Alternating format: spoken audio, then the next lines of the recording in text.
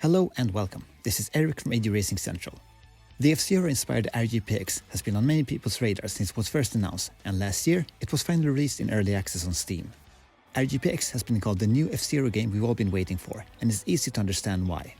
Without spoiling too much, RGPX is a title you don't want to miss, even in early access state.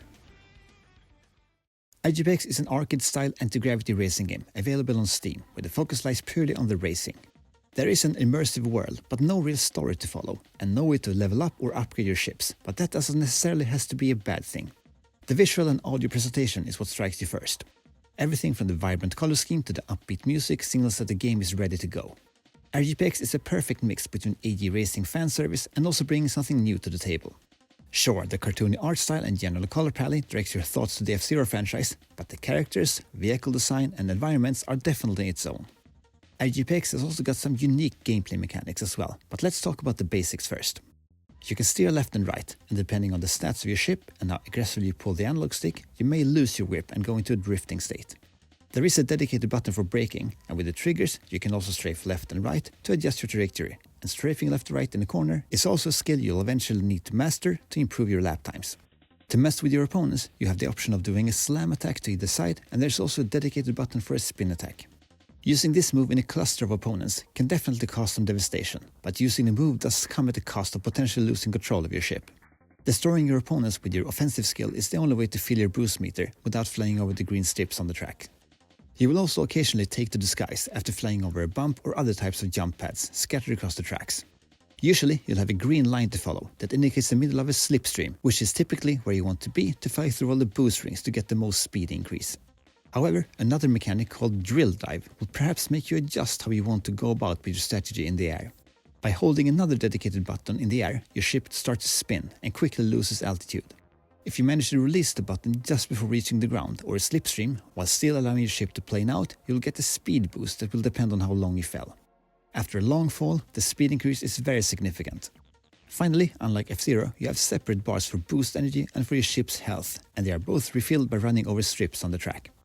There are plenty more to say about the mechanics of RGPX, but this summarizes all the basics that the game's tutorial teaches you, and also probably all you need to get started with the career mode and having a good time.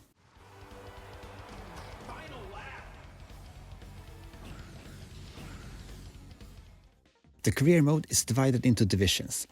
We can see a total of 5 in the menu, and 3 of them are currently available in the early access version of the game. The divisions have to be unlocked by completing all the previous divisions, and every new division in this version of the game introduces 5 new tracks and a couple of ships to unlock. Each division culminates in a Grand Prix Cup, where you run 5 races consecutively on all 5 tracks of that division, and the score is accumulated in the end. Generally, each event consists of a race from start to finish, but the mold is occasionally broken on some of the career mode challenges. Some events are pure time trials, and occasionally you'll have to destroy a certain amount of generic ships on the track. Some of my favorites are when you are forced to play a race with a specific ship, and if you win the race or trial, you'll add that ship to your selection. The events in the campaign are often introduced with a short written description about what's at stake, and this tiny effort brings a lot of immersion into the game. You can play each event in 3 different difficulties, and I have to say that even on the lower difficulty settings, this game is no walk in the park. It does, however, feel fair overall, and each time you mess up a race, you feel like it's because of you, because the super tight controls of RGPX are definitely not to blame. The difficulty settings also scales accordingly and does its job at letting the players tailor their experience with the game.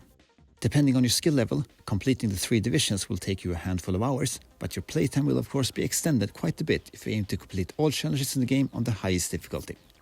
The tracks that are available in the early access version of RGPX leaves little to be desired as well. They take place in varied environments and usually also have some type of overlying theme each. These could be sections with giant bouncing pads, long flying sections, half pipes with plentiful opportunity to gain some extra airtime for drill dive maneuvers, thin stretches with no walls, orange boost pads that increase your speed even more at the cost of draining your ship energy, and more. It's a great feeling to know that you're up for a new type of challenge each time a new track is introduced, and there are also several different nuances to discover once you get more acquainted with the game's mechanics. For example, once you nail down the timing of releasing the drill dive, you'll most likely look for every opportunity if you can find to get some airtime. Strategic thinking is also involved on several occasions, since you'll often have to choose between refilling either your boost or your health, or perhaps you'll opt for neither and fly over a boost pad instead. The soundtrack is truly a highlight of the game as well. The tracks are all written specifically for the game, and the mix between electro, 80s rock and metal is spot on and contributes largely to the game's atmosphere.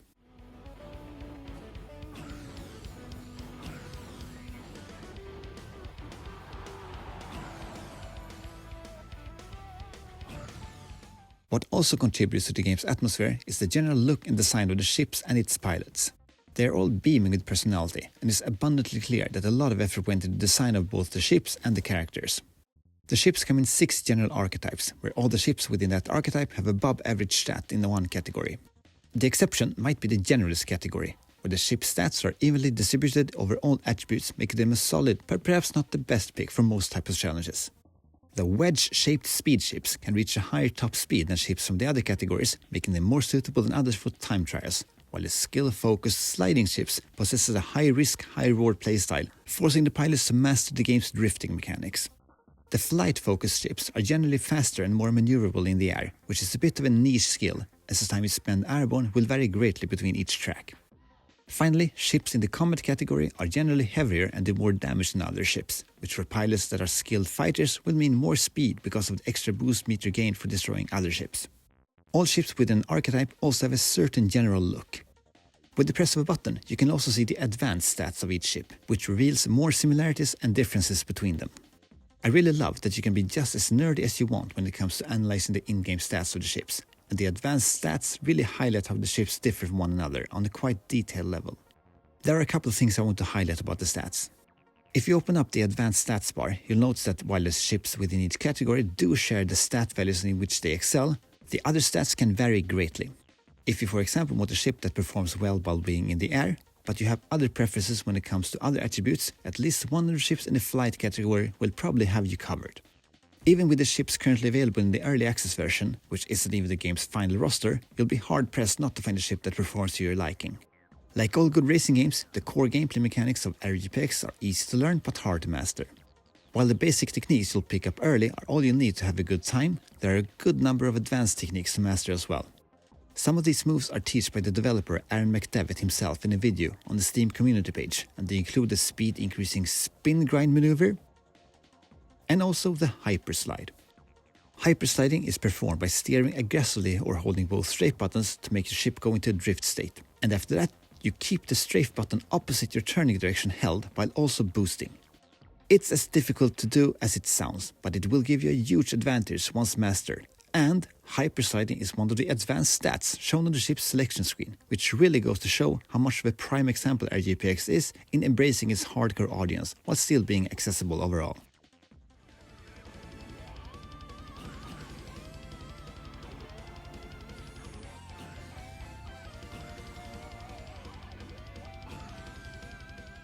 As you may have guessed already, I like RGPX a lot. It's hard to come up with things to complain about without sounding nitpicky, but looking at the beautiful character design and general sense of immersion, a cutscene-driven story mode would be a great addition to the final product.